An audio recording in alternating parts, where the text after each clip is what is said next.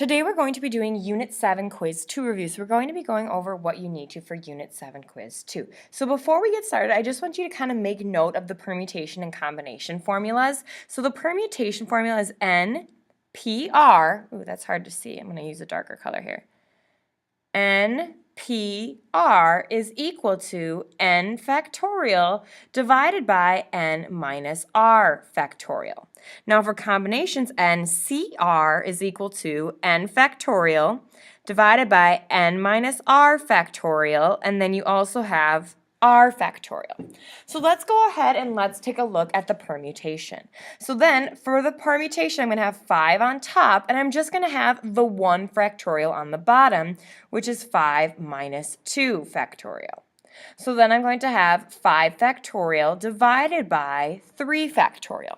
So then I know that everything from 3 on down is going to be taken care of. So I end up just having 5 times 4. And when you multiply that out, you just get 20. Now, let me take a look at number 2. So for number 2, we have a combination. So on top, we're going to have 6 factorial.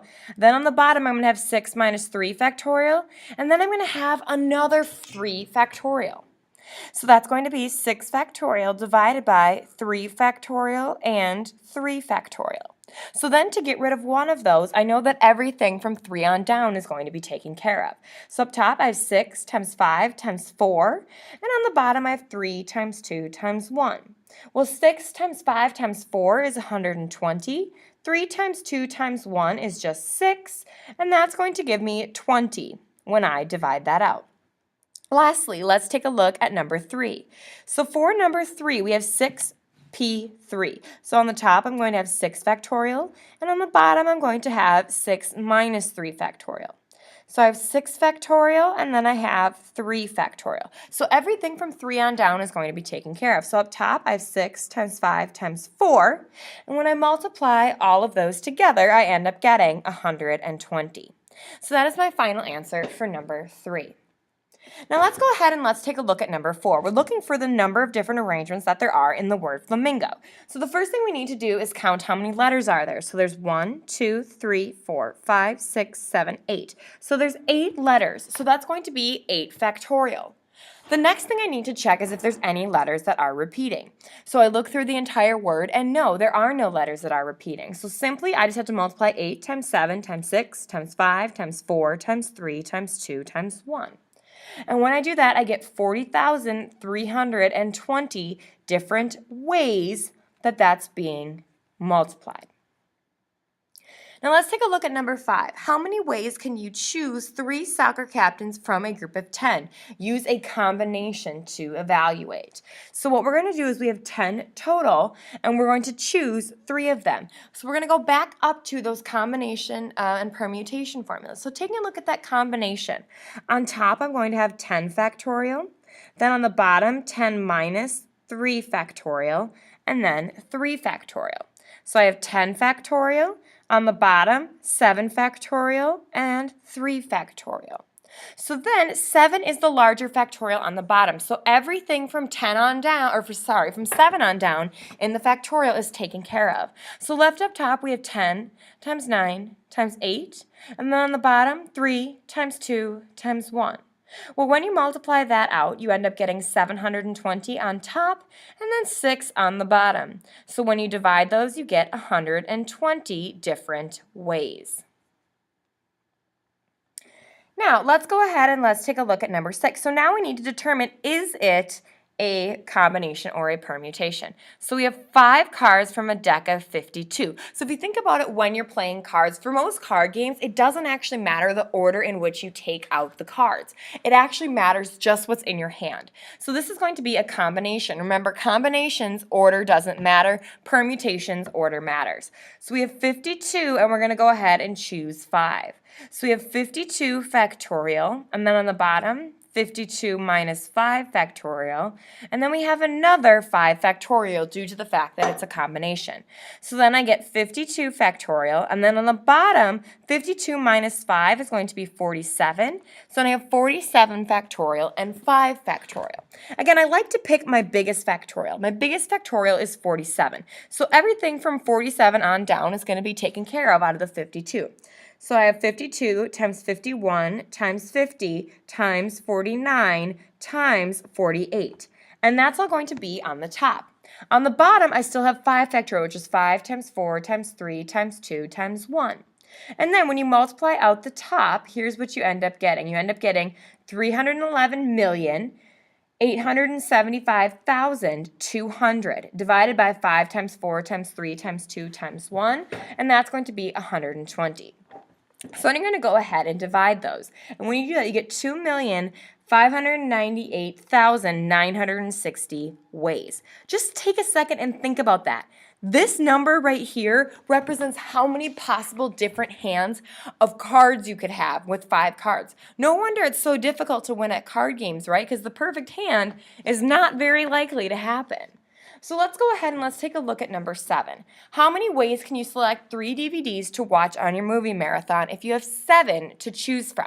So if you think about it, it's not asking us what order we're going to watch them. We're just looking at selecting them and having them. So that's going to be a combination.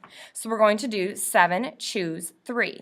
So on the top you have 7 factorial, on the bottom 7 minus 3 factorial, and then you're also going to have the 3 factorial.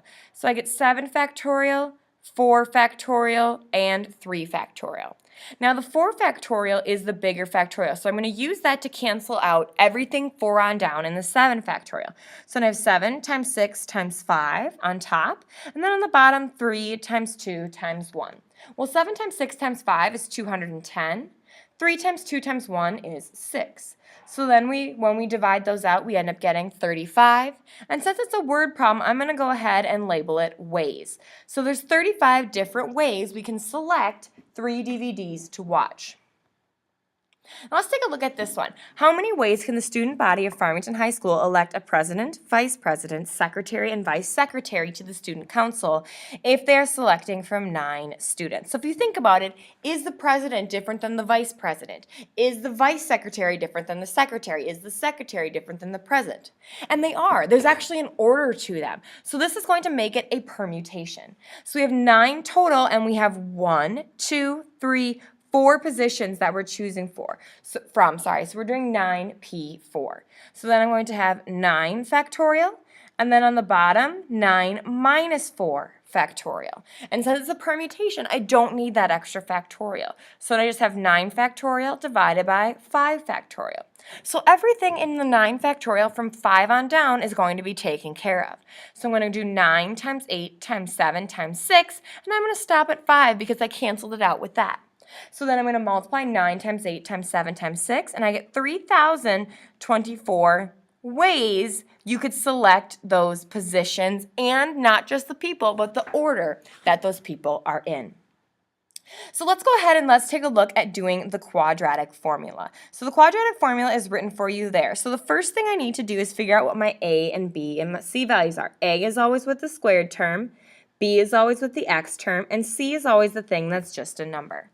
So then I get that x is equal to opposite of b plus or minus the square root of b squared minus 4 times my a times my c all over 2 times my a.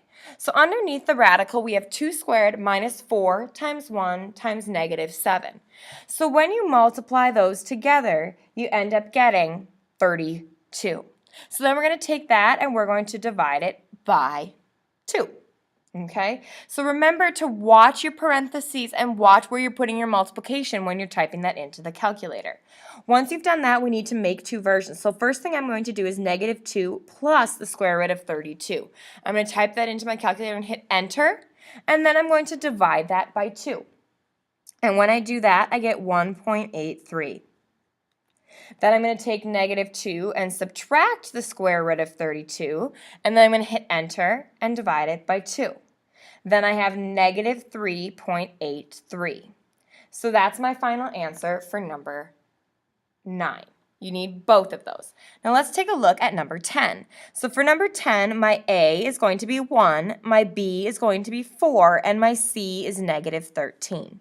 So then I get that x is equal to opposite of B plus or minus the square root of b squared minus 4 times a times c all of that over 2 times a.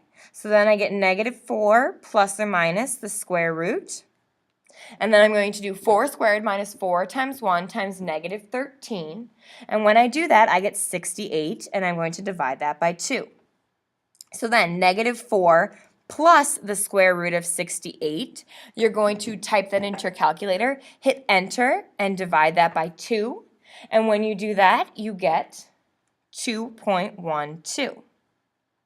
Then you're going to do negative 4 minus the square root of 68, hit enter, and then divide it by 2, and I get negative 6.12.